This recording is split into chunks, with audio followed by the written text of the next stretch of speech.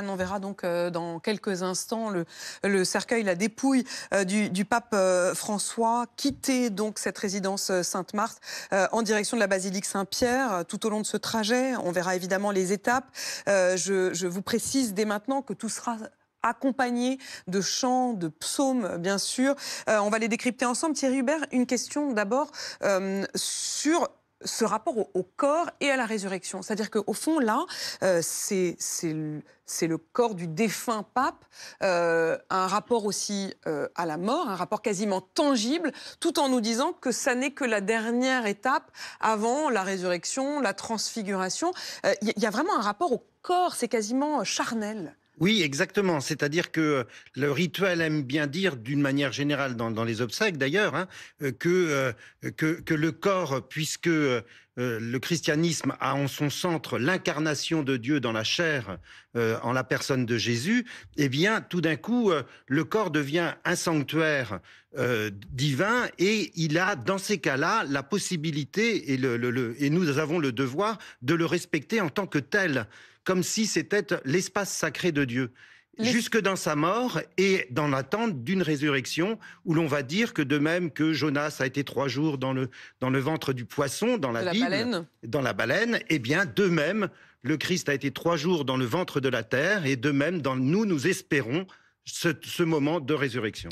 Isabelle Saint-Martin, cette question des rituels, c'est extrêmement précis. Les images que vous voyez sont des images en direct, hein, depuis la Cité du Vatican. Le dernier hommage des cardinaux eux-mêmes, on imagine le silence qui doit se trouver dans cette chapelle de la résidence Sainte-Marthe. Et puis ensuite, il y a ce rituel avec une codification très importante. La religion, et la religion catholique tout particulièrement, est très attachée à ces rituels. C'est important pour la communauté des fidèles. C'est important de ritualiser un acte qui dit au revoir, un acte d'adieu. Bien sûr, l'espérance, et nous sommes, enfin, le pape François avait consacré ce jubilé à l'espérance. L'espérance, c'est ce qui anime. Ce jubilé, c'est cette année considérée comme une année sainte tous les 25 ans au Vatican. Hein. Merci de le rappeler. Donc c'est de l'année de l'espérance. Donc ça a une symbolique très forte avec le décès de ce pape un jour, un lundi de Pâques. Mais pour les chrétiens, c'est vrai qu'il y a cette espérance, mais il y a aussi ce rituel d'adieu, et on voit bien dans cette ferveur populaire qui était rappelée par vos équipes, l'attachement à la figure du pape. J'y reviens parce que on a dit, et c'est juste, qu'il a été assez clivant, il a bousculé, il a été critiqué par certains conservateurs, déçus des progressistes, mais pour la majorité des fidèles catholiques, il faut rappeler que dans les familles du christianisme, c'est une spécificité du catholicisme que d'avoir un chef religieux, un pape qui incarne l'unité. Eh bien, il reste cette figure paternelle. Je vous propose qu'on écoute ce chœur du Vatican qui commence à interpréter les psaumes autour donc du cercueil du pape. Le cercueil du pape qui vient d'être béni. On l'a vu, hein, ce geste effectivement qui a été fait sur son cercueil, c'est le geste de la bénédiction qui est fait dans les différentes messes d'obsèques de tout chrétien, qu'il soit pape ou autre, hein, évidemment. Fratres et sorores carissimi, magna cum anima commozione. L'homme que l'on entend, à l'instant, je ne veux pas faire d'erreur, mais il s'agit du Caberlinx, c'est bien ça? Oui, c'est ça, Farel. Cardinal Karel Farel, qui est un Américain et qui assure la vacance pape. C'est lui qui assure donc la vacance du pape pendant évidemment ces temps d'attente avant les obsèques samedi, avant le conclave. On sait que pendant le conclave, c'est l'ensemble des cardinaux qui assurent la vacance. C'est-à-dire que la vacance du pape, elle devient collective. Hein. Tout à fait, mais elle est quand même symbolisée par le Camerlin qui assure les affaires courantes pendant la période donc de 15 à 20 jours après la mort du pape pour l'organisation du conclave.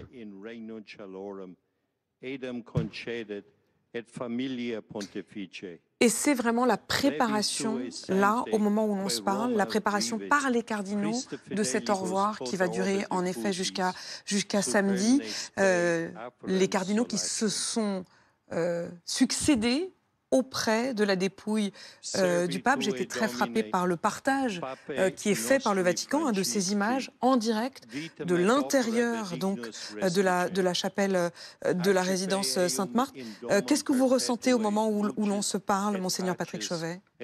Je trouve à la fois une grande communion entre tous ces cardinaux autour du pape défunt.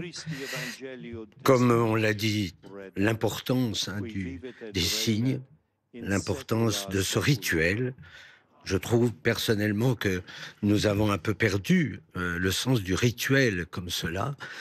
Pour un défunt, il y a une expression épouvantable, il faut faire son deuil, qui est une horreur, une telle expression.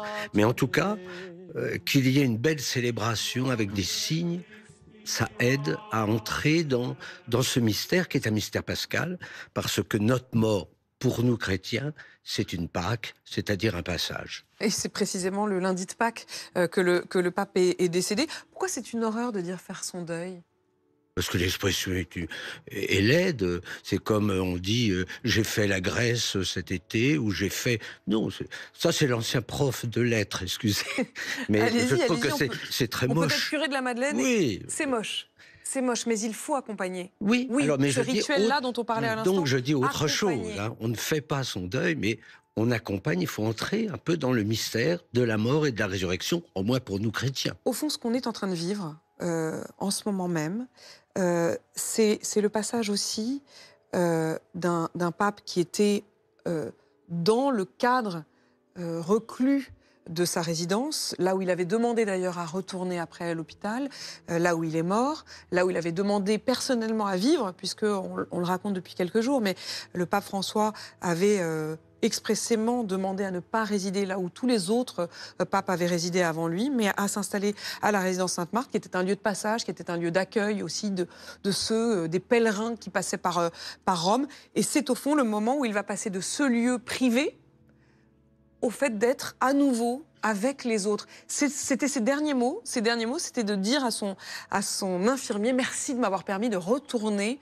auprès de tous ceux, auprès de la foule à Place Saint-Pierre ». Ce qui est très frappant chez le pape François, c'est combien ces paroles ordinaires ont un poids considérable. On a aimé rappeler que ses premiers mots quand il fut élu pape, c'était « bonsoir », que ses dernières paroles publiques ont été « joyeuse Pâques ». Et là, vous soulignez que jusqu'au bout, il a voulu être une personne très ordinaire, en fait, ne prenant pas ou ne se confondant pas avec une fonction qui lui imposerait tout d'un coup de ne plus être un homme ordinaire. Et j'aime avoir entendu dans une autre chaîne, mais quelqu'un d'interrogé sur la place Saint-Pierre qui disait « il était le pape des petites gens ». Et je trouve que ça, c'est extrêmement fort, comment tous ces gestes et ces paroles ont marqué le peuple chrétien et même le monde entier. Et je vous propose de découvrir donc ces images en direct depuis l'intérieur de la résidence Sainte-Marthe, du cercueil, de la dépouille du pape François, qui va donc dans un instant sortir dans les rues de Rome où l'attendent, vous le voyez, les cardinaux. On va rester à l'intérieur du Vatican néanmoins, hein, parce qu'on passe oui. de la chapelle Sainte-Marthe à la basilique Saint-Pierre. Il rentrera par la porte principale de la basilique Saint-Pierre. Oui. C'est important aussi, ça, ce rituel de la porte. Tout est important dans le rituel et c'est vrai que c'est extrêmement bien codifié. Et ce qui est assez presque amusant, c'est que le pape qui a toujours cassé les codes, finalement là, le rituel reprend ses droits. Et donc, il va respecter un peu ce schéma extrêmement codifié, qui est extrêmement rassurant aussi, qui a un côté rassurant pour les fidèles. Éternel au fond. Éternel, voilà, c'est la force de l'Église catholique aussi, la force du rite. Et donc effectivement, il va retrouver la basilique Saint-Pierre. Et on écoute les cloches.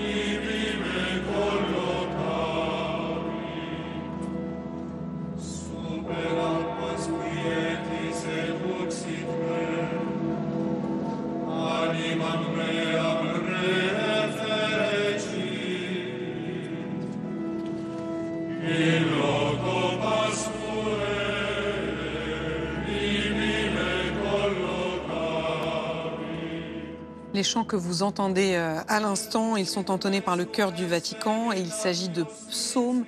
Est-ce que vous pouvez nous en dire plus sur ce que sont les psaumes, frère Thierry Hubert?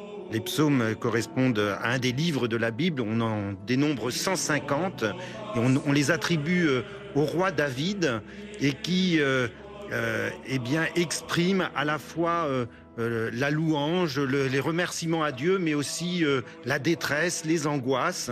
En particulier, il y a le fameux psaume 129 qui, le De Profundis, des profondeurs, je crie vers toi, Seigneur, Seigneur, écoute mon appel, qui est le psaume classique que l'on utilise, que l'on chante, que l'on prie au moment des enterrements.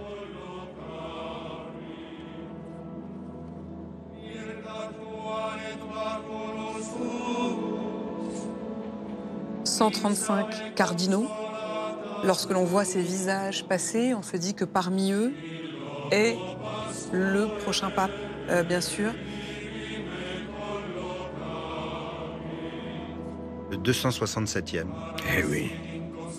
135 cardinaux électeurs, mais un peu plus qui ne sont pas électeurs, ceux qui ont plus de 80 ans. Ceux qui ont plus de 80 ans ne pourront votent pas Non. prendre part au vote, effectivement, au moment du conclave. Les images que l'on vient de voir à l'instant, c'est la place Saint-Pierre, où vous l'avez vu, une foule est déjà amassée. Le cortège va passer par cette place pour rentrer dans la basilique par la porte principale, avant d'être donc exposé aux différents fidèles qui pourront venir rendre un dernier hommage à partir de 11h tout à l'heure.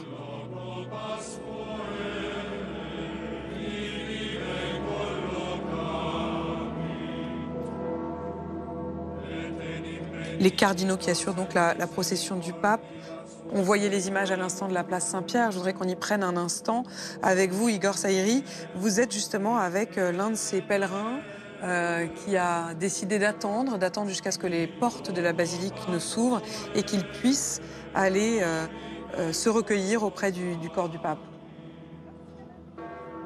Oui, absolument, Apolline. Regardez, il y a la cloche de la basilique Saint-Pierre qui est en train de retentir, de sonner au moment où l'on se parle. Vous l'entendez aussi, vous, de votre côté à Paris. Je suis avec Gianna, qui est une fidèle, une pèlerin d'Italie. Gianna, vous vouliez absolument assister à cette translation du pape de sa résidence Sainte-Marthe à la basilique Saint-Pierre. Racontez-nous pourquoi. En fait, je trouve que c'était un grand homme. C'était un comme tout le monde. Il était très simple et c'est très touchant. Ça m'a beaucoup touché, cette mort. Et vous comptez voir son cercueil et sa dépouille ce matin? Oui, je suis venue exprès. En fait, je suis venue déjà hier et puis on m'a dit qu'il n'était pas encore exposé et je reviens aujourd'hui pour le voir. Qu'est-ce que vous allez imaginer, penser ou éventuellement lui dire quand vous serez devant? Déjà, il a toujours demandé qu'on fasse une prière pour lui. Je vais prier pour lui, pour ma famille et pour tout le monde, pour la paix dans le monde. Ce que lui, il désirait tout le temps. Il le disait tout le temps. Contre donc toutes ces guerres qu'il y a. Et c'est important. Voilà. Merci beaucoup, Gianna. Merci beaucoup. Vous le voyez, là, il y a énormément de pèlerins qui tentent de se rendre le plus vite possible pour ne pas rater la procession et surtout pour tenter de voir le cercueil au centre de la basilique Saint-Pierre. Et ce pape François sera exposé à partir de 11h à tous les pèlerins, tous ceux qui le voudront, jusqu'à vendredi pendant 3 jours. Merci beaucoup Igor Saïri en direct de la place Saint-Pierre. Différentes étapes dans cette très longue procession, puisque c'est à partir de 11h que le corps du pape sera véritablement exposé dans la basilique Saint-Pierre. Toutes ces images, elles nous proviennent bien sûr de l'intérieur du Vatican, où vous le voyez, la procession à travers les rues internes du Vatican, puis sur la place Saint-Pierre qui est à la jonction du Vatican et de Rome. Tous ceux que l'on voit ici, ce ne sont pas que les cardinaux, ce sont aussi tous les prêtres qui sont rattachés au Vatican, Arnaud. Voilà, parce qu'en fait, l'évêque, le pape est aussi l'évêque de Rome, donc il a aussi la délégation il s'occupe du diocèse de Rome, et donc il y a beaucoup de prêtres dans le diocèse de Rome, et donc ils accompagnent aussi leur évêque dans sa dernière demeure.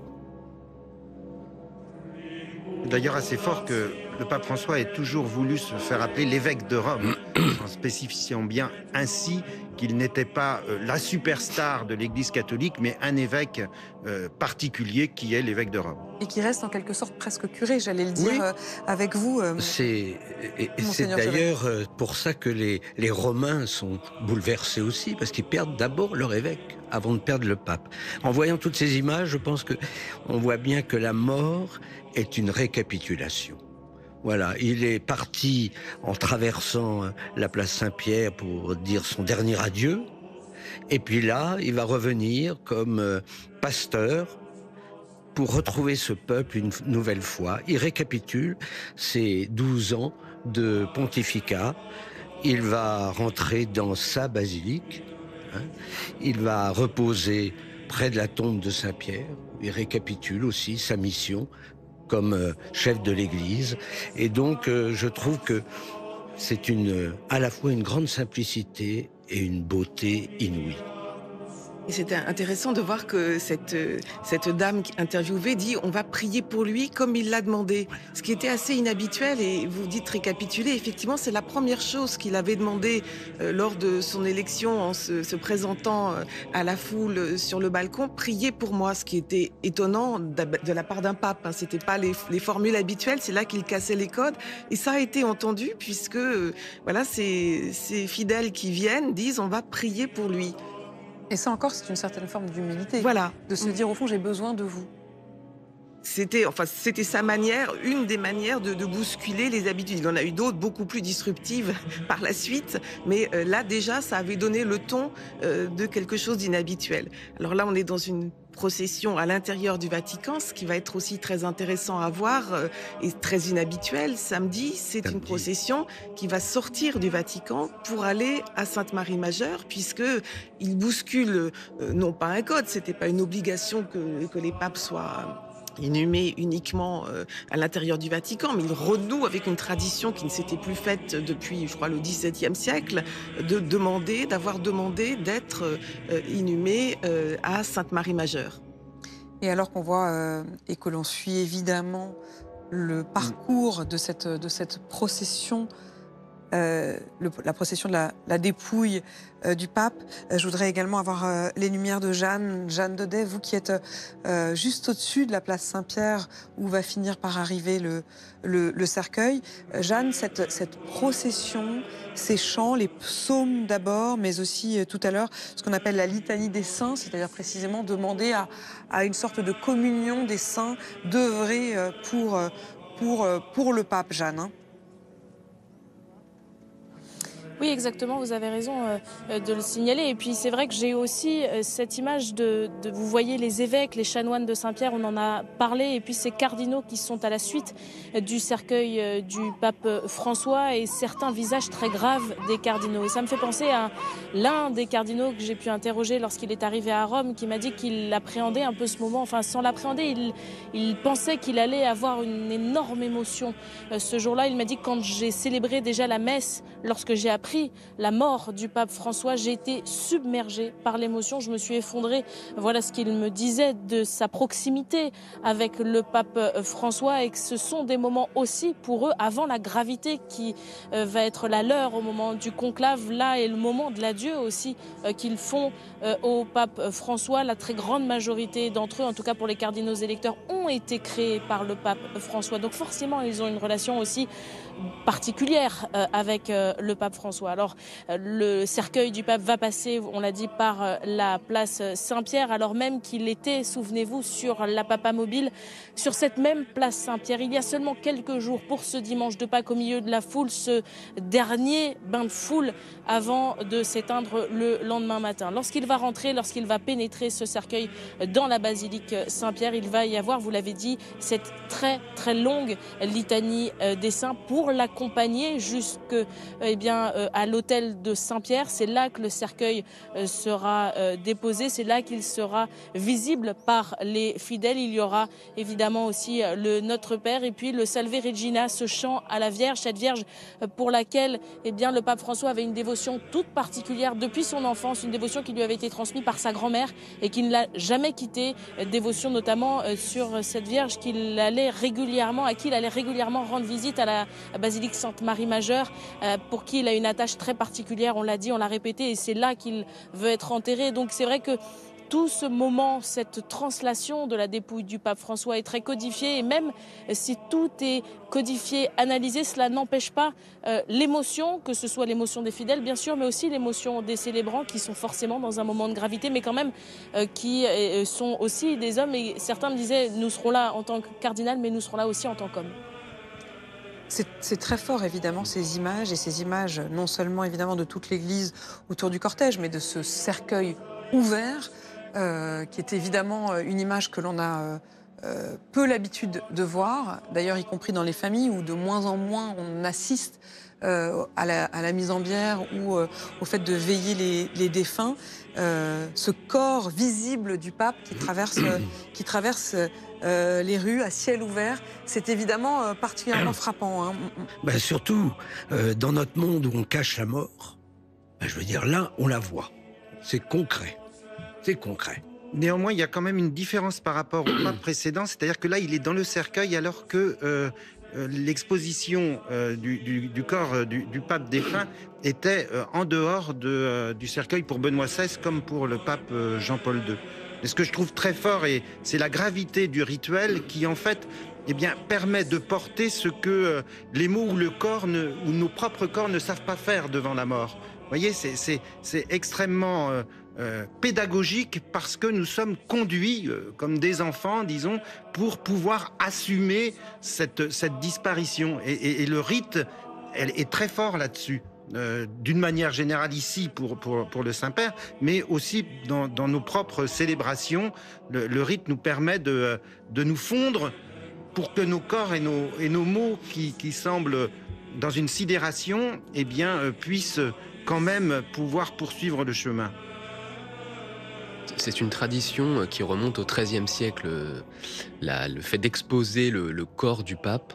À la fois, ça avait un but pédagogique. À l'époque, les moyens de communication n'étaient pas les mêmes pour bien montrer que le pape était bien mort et qu'on pouvait du coup commencer à choisir un successeur. Et aujourd'hui, c'est vrai qu'il y a cette idée de montrer la mort. L'Église catholique n'a pas peur de la mort, elle la montre. C'est vrai que c'est à contre-courant aujourd'hui. Avec ce pape, on voit les mains en prière pour célébrer cette attente de la résurrection. Il a revêtu des habits qui sont les habits à la fois du pape, mais aussi les habits liturgiques, oui, presque de la célébration d'une messe. Comme s'il allait célébrer la messe, l'ultime messe. À chaque fois chaque jour qu'il célébrait, il savait bien que sa liturgie était liée à la liturgie du ciel. Et alors que l'on continue évidemment de vivre ensemble cette procession, cette translation, comme on dit, de la dépouille du pape, je voudrais qu'on retourne sur la place Saint-Pierre, parce qu'Igor Saïri, vous y êtes précisément avec non seulement tous ces pèlerins venus rendre un dernier hommage au pape François, mais en particulier un futur prêtre. Oui, il s'agit de Damas qui est à côté de moi. Bonjour Damas. Vous êtes élève congolais en théologie et futur prêtre missionnaire. Et votre place, nécessairement, était ici, dans la basilique Saint-Pierre ce matin. Pourquoi? Parce que je suis venu aussi témoigner la vie du pape François dans cet instant où lui ne peut plus parler. Parce que je l'ai vu de son vivant, comment il servait les gens, comment il nous accueillait, surtout avec des fois que nous avons eu l'opportunité de pouvoir être ensemble. Mais je suis venu pour aussi voir le pape qui nous a inspiré tant de choses. Et étant comme ça, pour moi, c'est aussi d'apprendre comment servir, parce que je suis en train d'apprendre comment servir, parce qu'il a servi jusqu'à la fin. Moi, je dirais, non seulement oui, je peux dire c'est le pape de l'Église, mais aujourd'hui, je suis venu pour voir mon papa à moi, parce qu'il était, pour moi, modèle parce qu'il a travaillé beaucoup avec les immigrants, pour les réfugiés. Il a défendu les causes des immigrés, des réfugiés. Et c'est dans cette ligne que moi je suis en train de travailler. Je suis aussi en train d'apprendre. Parce que je suis missionnaire qui travaille pour les réfugiés, avec les réfugiés. Donc je suis venu aussi à remercier le pape pour cette sensibilité qu'il avait auprès des immigrés, des réfugiés, je dirais. Beaucoup l'appelaient le pape du peuple, le pape de Dieu. Est-ce que c'est avec ces valeurs-là que vous aimeriez que son successeur soit également? Je dirais oui, parce que cette sensibilité du pape François d'être plus proche aux gens, avoir ce cœur humain, être humain parmi les humains, ça c'est la chose que moi j'ai retenue de lui. Parce qu'on peut servir, on peut être aussi pape, évêque, prêtre, mais sans pourtant laisser les valeurs d'être humain avec les humains. Parce qu'on devient prêtre, on devient pape pour servir. Merci beaucoup Damas. Merci beaucoup Damas. Et bonne matinée avec le pape François. Merci beaucoup. Voilà Apolline, ce futur prêtre, vous l'avez entendu, défenseur des réfugiés, des plus démunis, mais comme le pape François et comme ce que voudrait devenir Damas aussi dans les prochaines années. Merci Igor en direct donc de la place Saint-Pierre, la procession qui a donc traversé la place Saint-Pierre et qui rentre donc dans la basilique où le corps du pape va donc être exposé pour que les fidèles puissent venir lui rendre hommage. Très fort, évidemment, ce témoignage à l'instant que l'on entendait de ce futur prêtre qui parlait du pape comme de son papa et qui retenait notamment, évidemment, son rapport aux migrants. Cette image, elle nous parvient donc en direct de l'intérieur de la basilique Saint-Pierre, alors que la procession donc est en train d'entrer. Les fumées que vous voyez, ce sont les fumées de l'encens. L'encens, ces pierres que l'on brûle pour entourer effectivement et faire monter presque avec les fumées l'âme du défunt et les évêques, les cardinaux qui vont donc rentrer à leur tour dans la basilique Saint-Pierre.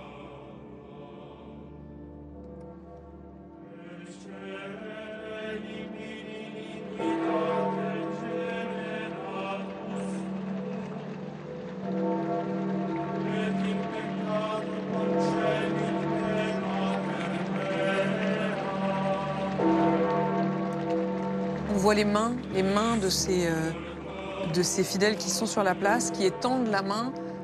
C'est le signe aussi de vouloir presque être béni par le passage du corps. Il y a quelque chose là d'un rituel éternel. Hein.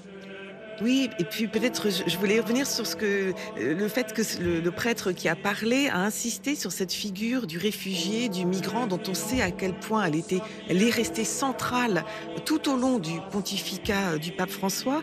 Il y a une image qui l'exprime lorsqu'il avait béni une croix, une très simple croix de résine sur laquelle a été accroché un gilet de sauvetage retrouvé en Méditerranée en 2019, une sorte de croix de migrant, une sorte de ready-made, en fait, d'art tout fait.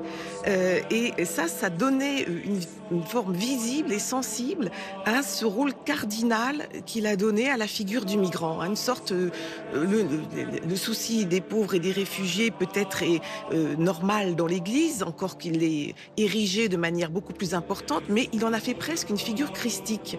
Et cette croix de migrant a été un symbole très fort qui a fait polémique ensuite.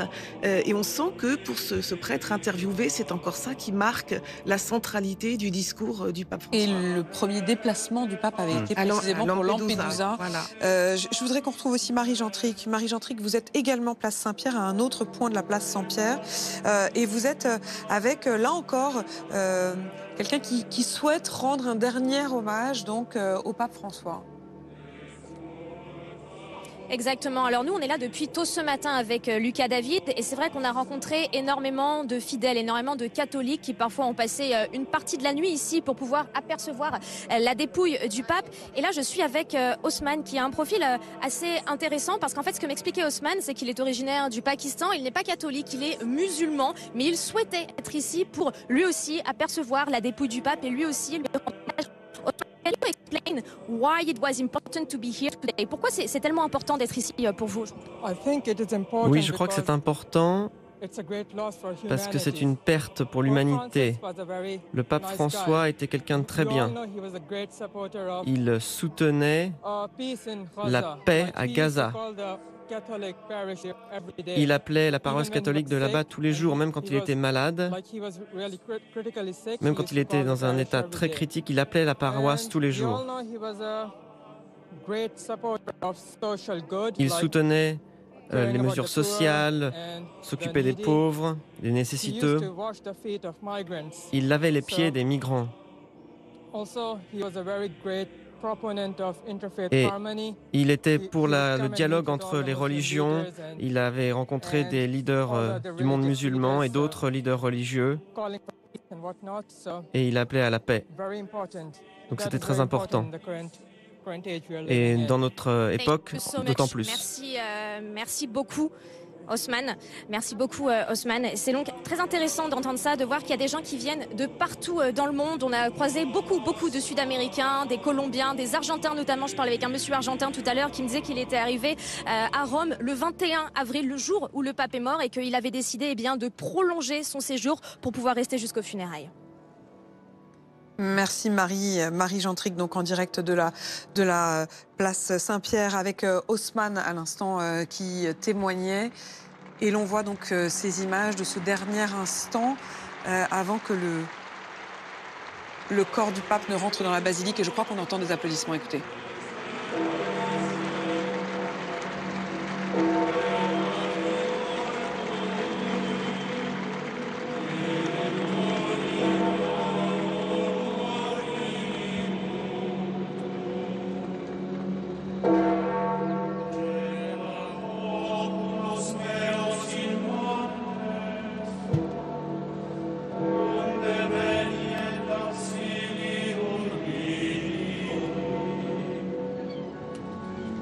Et voici les images à l'intérieur désormais de la basilique Saint-Pierre, le corps du pape qui passe par la très grande porte, la porte centrale de la basilique Saint-Pierre.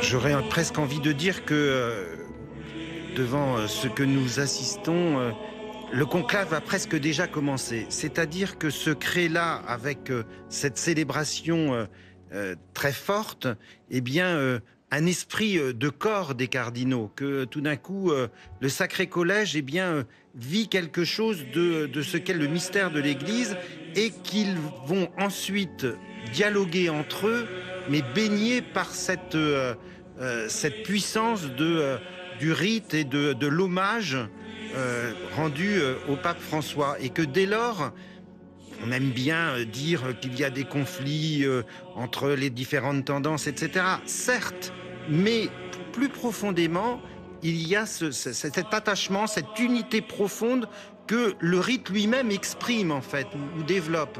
Ce n'est pas du tout extérieur au mystère de l'Église, d'après moi. Et l'on suit donc ces prêtres, ces religieux, ces religieuses qui prennent la suite de la dépouille du pape pour rentrer dans la basilique Saint-Pierre avant que les fidèles, le peuple de Rome et le peuple des pèlerins ne puissent à son tour se recueillir auprès du corps du pape. Jeanne Daudet, le cercueil du pape que l'on voit donc sur ces images, c'est assez frappant quand même de voir évidemment le corps du pape mort dans ce cercueil, et c'est un cercueil qu'il a lui-même choisi, et la manière dont il sera exposé répond également à ses dernières volontés, hein, Jeanne. Oui, exactement. Le pape François a tenu à ce que tout soit beaucoup plus sobre. Il a changé les rites funéraires quelques années avant sa mort pour gagner en simplicité. Déjà, ça tranche avec ses deux prédécesseurs où la translation de leur corps et leur exposition était finalement en dehors de cercueil. Le corps était exposé, par exemple pour Benoît XVI ou Jean-Paul II, on s'en souvient, sur un catafalque à la vue de tous. Le pape François a choisi d'être à l'intérieur de ce cercueil ouvert pour qu'il puisse être visible, mais moins visible, et pour surtout être finalement comme un chrétien parmi les chrétiens. Voilà ce qu'il avait dit pour ne pas être au-dessus d'un autre chrétien dans ce moment aussi important qu'est la mort pour un chrétien. Et puis, il y a donc cette translation, et puis il a choisi d'être dans un seul cercueil. Normalement, le cercueil du pape est inséré ensuite dans deux autres cercueils. Lui, il a voulu, le pape François, changer ses rites funéraires et que ce soit encore une fois beaucoup plus sobre, beaucoup plus simple. Vous entendez cette longue litanie des saints qui a commencé à l'intérieur de la basilique Saint-Pierre, et justement la translation qui est en train de se terminer, le cercueil du pape François qui va gagner l'autel de Saint-Pierre avant cette exposition aux fidèles. Avant cela, vous l'avez dit, il était exposé au sein de sa résidence Sainte-Marthe où ses proches collaborateurs, les membres de la curie, ont pu lui rendre un hommage avec pour certains leur famille. Ils se sont présentés à cette résidence Sainte-Marthe. Désormais, le pape François va pouvoir être exposé, visible pour tous les fidèles qui le souhaitent, qui vont pouvoir rentrer à l'intérieur de cette basilique Saint-Pierre, rendre un hommage au pape. Je vous le disais tout à l'heure, mais je pense que c'est important. Ces images, Jeanne, justement, du cercueil du pape qui est déposé quasiment à même le sol sur cette très simple estrade en bois. Rien à voir avec ce que vous évoquiez, le catafalque de ses prédécesseurs. Un catafalque, c'est une sorte d'estrade funéraire qui jusqu'alors était assez majestueuse et qui là donne presque l'image d'un pape qui serait à même le sol, au plus proche effectivement de ceux qui vont venir se recueillir auprès de lui. Ces images qui sont évidemment très fortes puisque ça y est, le corps du pape va rester à cet endroit-là désormais pour 3 jours, pour accueillir donc tous ceux qui vont pendant des heures attendre pour pouvoir se recueillir auprès de lui. Les fidèles qui vont venir vont à la fois rendre grâce, mais ils vont voir aussi une dernière fois le visage du pape. On n'en a pas parlé, mais c'est vrai que là aussi, ça fait partie du rituel. Avant la fermeture du cercueil, c'est la dernière fois qu'on voit le visage. Et là, les fidèles veulent voir. Et avant ce face-à-face avec le Seigneur, eh bien, voilà, il y a encore une façon de communier avec le pape, de le voir. On le regarde, on le voit. Et à travers lui, eh bien, on voit déjà le visage de Dieu. C'est vraiment ce pape du peuple qui retrouve son peuple, ses fidèles. On l'a vu effectivement jusqu'au bout. Il a voulu aller sur la place Saint-Pierre pour un dernier bain de foule. Moi, j'avais couvert la visite du pape en Corse. Et même fatigué, même éprouvé, il avait vraiment pris beaucoup de plaisir, je trouve, à voir les gens, à saluer les bébés. Et donc là, c'est vraiment symbolique ces 3 jours où le peuple va pouvoir lui rendre hommage avant ses funérailles. Où ses funérailles, c'est aussi un hommage pour le pape, mais ça va être aussi un moment diplomatique important. Il va y avoir tous les grands de ce monde. Finalement, c'est là le moment le plus fort, je pense, pour les fidèles, pour retrouver leur pape. Est-ce que vous pouvez juste nous dire un mot sur ceux qui sont en rouge écarlate et ceux qui sont en violet? En rouge, ce sont les cardinaux. En violet, ce sont les évêques. Hein. Je crois que le Vatican a dû prendre quelques dispositions parce que vous savez que au moment du décès de Benoît XVI et son exposition dans la basilique Saint-Pierre, le Vatican avait été surpris de voir que des gens qui venaient normalement pour prier, se recueillir, eh bien se prenaient aussi, technologie oblige, prenaient des selfies avec le pape, ce qui est quand même assez... ce qui est quand même un manque de respect. Et donc, il y a eu des dispositions de prise pour que on ne réitère pas cette chose-là, cette affaire avec le pape François. Ce sera donc interdit de... Oui, normalement, il y aura de prendre des photos, oui. Alors que le pape avait été un des premiers à inaugurer les selfies et à casser les codes. Je ne sais pas ce qu'il en aurait pensé. On voit Nathalie Bécard, ici, cette religieuse jésuite qui a été sous-secrétaire, c'est-à-dire numéro 2 du synode de la synodalité que le pape François avait nommé. Ça fait partie de ces grandes réformes symboliques, certes, de présence de femmes dans les grands postes de responsabilité de l'Église catholique. Il y a quelques semaines, il avait nommé aussi une religieuse préfète, c'est-à-dire chef du dicaster sur la vie consacrée des instituts apostoliques. Et l'on va rester évidemment sur ces images à l'intérieur de la basilique Saint-Pierre, avec le corps du pape qui repose donc désormais quasiment à même le sol dans cette basilique Saint-Pierre. Mais Clémence Dibou, dites-nous, vous étiez auprès de cette procession que vous avez donc suivie avec certains de ces fidèles qui sont venus de loin pour espérer voir le cercueil du pape passer. Dans un décorum magistral que vous avez pu suivre sur BFM TV, qui continue encore. Et effectivement, les cloches de la basilique Saint-Pierre qui ont longuement résonné, puis ensuite un long cortège de prêtres, d'archiprêtres, de cardinaux, pardon, et ensuite à la fin, le cercueil du pape François. À chaque fois que le pape François, que son cercueil avançait, on entendait des applaudissements chez les pèlerins qui étaient venus ici. Les personnes qui ont pu assister, qui ont pu être sur ce parvis, ce sont des pèlerins, ce sont des fidèles qui sont venus très tôt ce matin. Nous, quand on est arrivé avec Nicolas Drossi à 5h sur place, il y avait déjà une quarantaine de personnes qui se sont levées très tôt pour pouvoir venir assister à cet hommage dans un silence évidemment très impressionnant.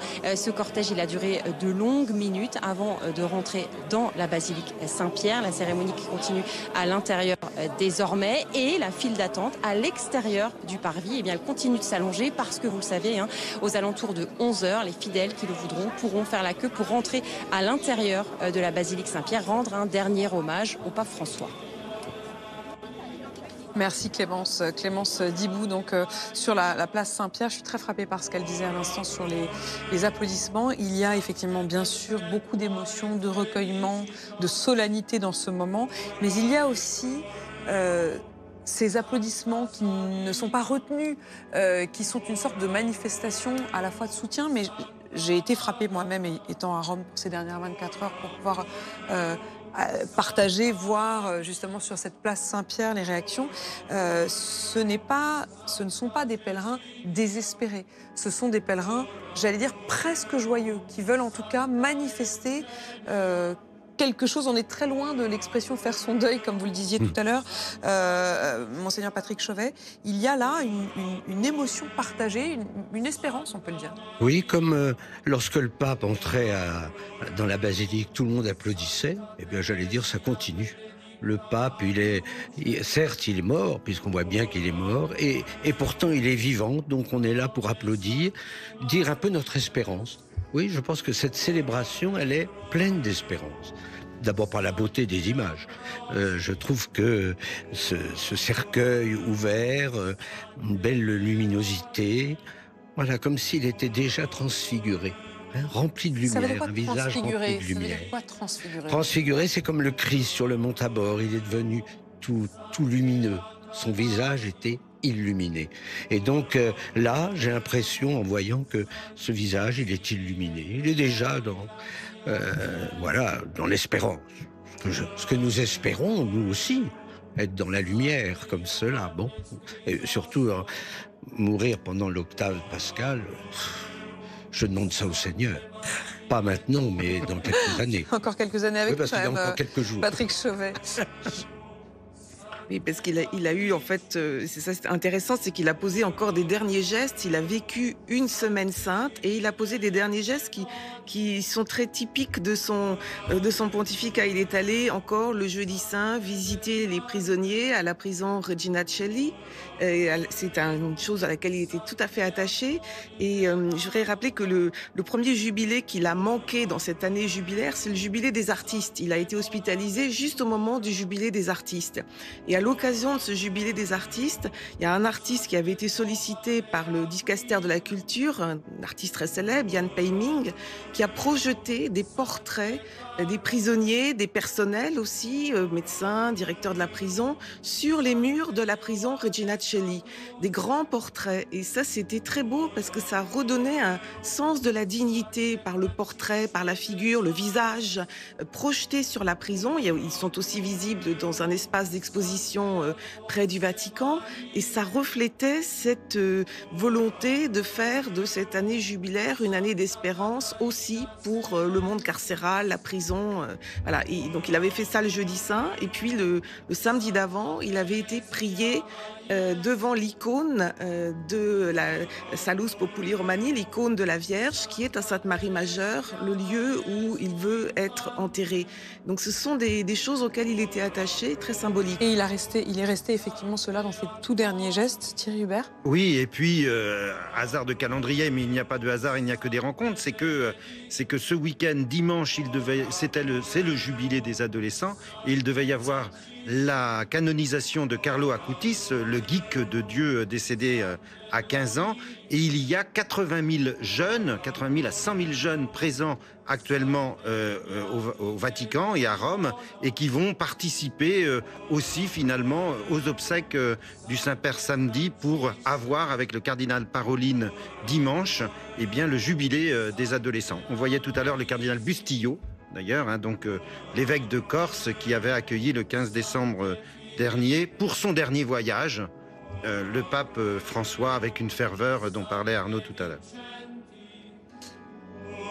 Vous savez, ça n'a pas été facile pour les médecins qui demandaient au pape « rester couché ». Et lui, il ne pouvait pas. C'était plus fort que lui, il avait besoin de ce peuple. Et il savait que c'est ce peuple qui le guérirait. Et au fond, ça l'a bien guéri puisqu'il est au ciel.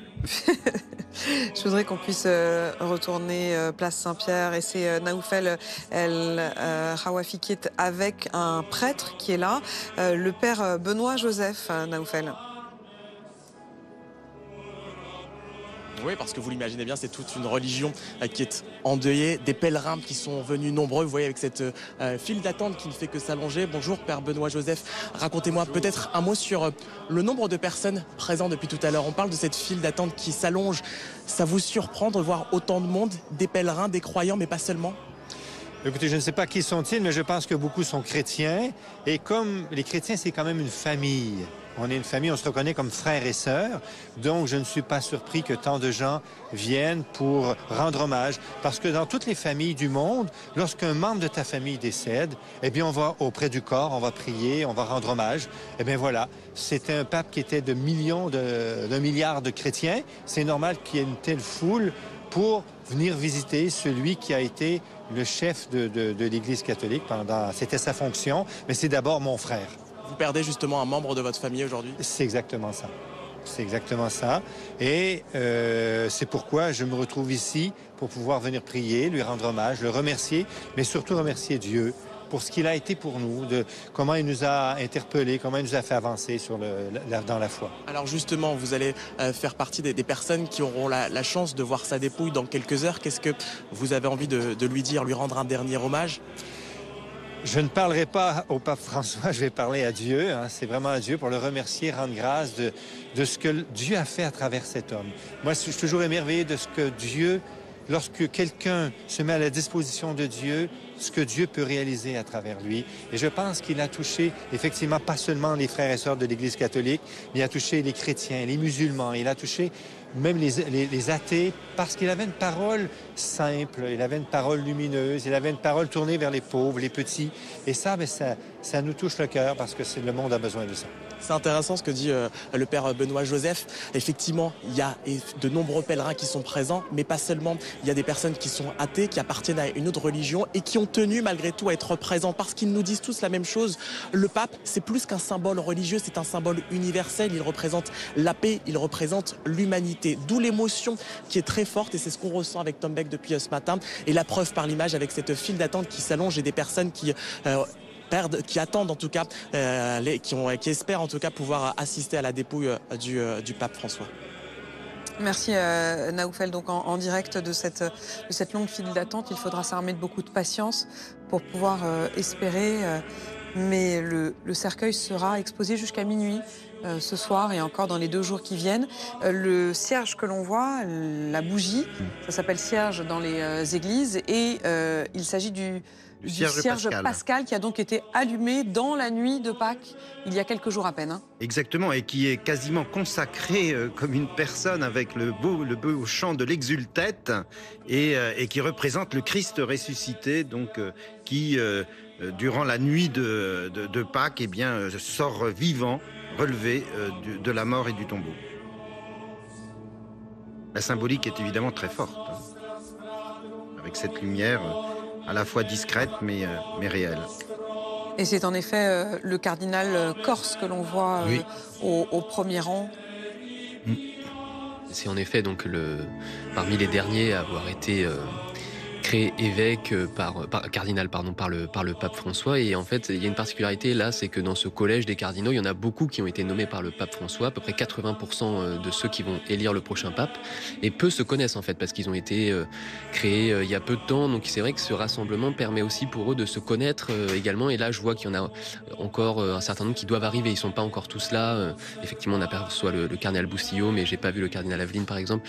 Ils vont arriver au fil du temps, parce qu'il y en a qui viennent aussi de loin, de Mongolie, des Philippines, etc.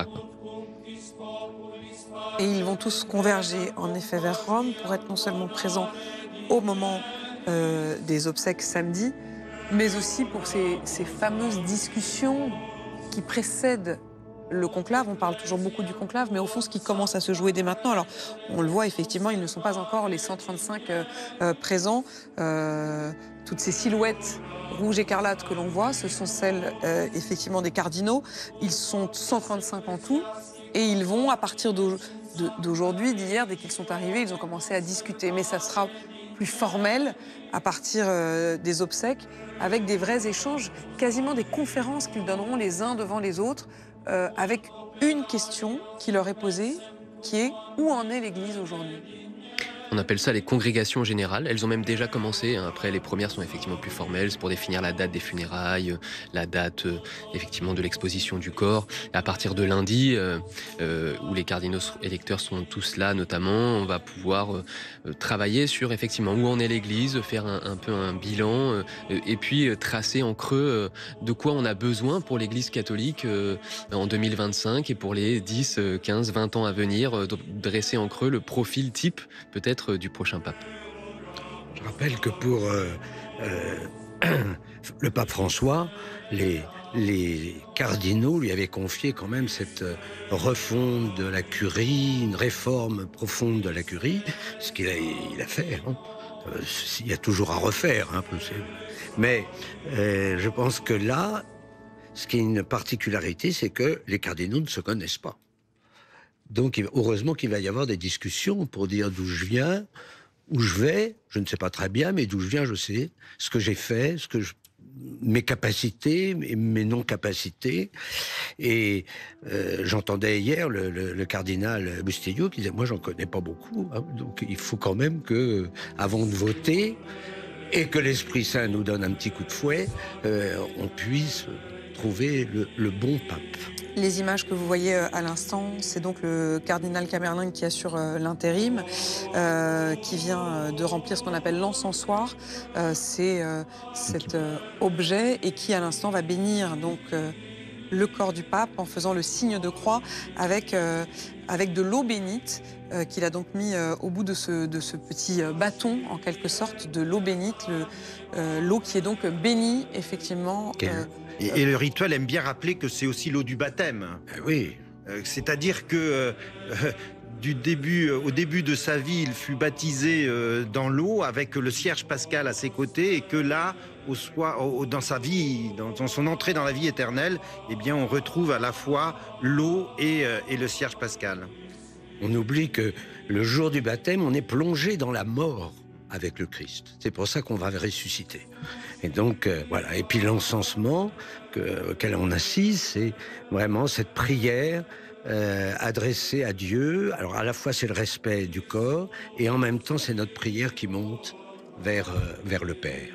Et c'est un geste que vous, qu'on fait vous faites lors de la messe tous les dimanches. Ah bah oui, mais pour les obsèques, on fait ça en tout cas. Encensement et bénédiction. Ça termine d'ailleurs le rituel d'une célébration des obsèques. Voilà.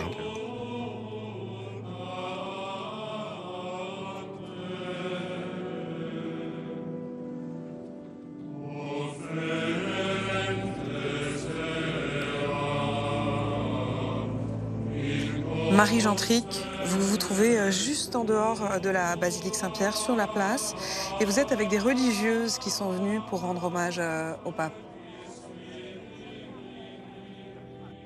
Exactement, des religieuses qui sont en mission à Rome depuis 1 mois et demi. Certaines viennent du Timor de l'Est, d'autres du Kenya. Et je suis justement avec certaines d'entre elles qui ont déjà rencontré le pape. Donc ça a une signification toute particulière d'être ici aujourd'hui. Est-ce que vous pouvez me raconter dans quel contexte vous aviez rencontré le pape? Can you tell me how you met the Pope? La première fois que j'ai rencontré le pape, c'était dans le Timor-Est, en 2024. Quand je l'ai rencontré, c'était incroyable, un rêve.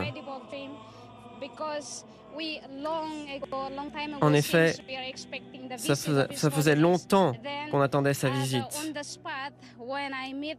Et puis, quand je l'ai rencontré, j'étais en pleurs. Je me souviens de ces mots. Et nous sommes un très petit pays. Pourquoi vient-il nous rendre visite? Et il a dit que ça n'avait aucune importance, la taille du pays. Ce qui est important, c'était l'amour du pape. Et bien que nous soyons un petit pays, eh bien, le pape François aime les plus petits.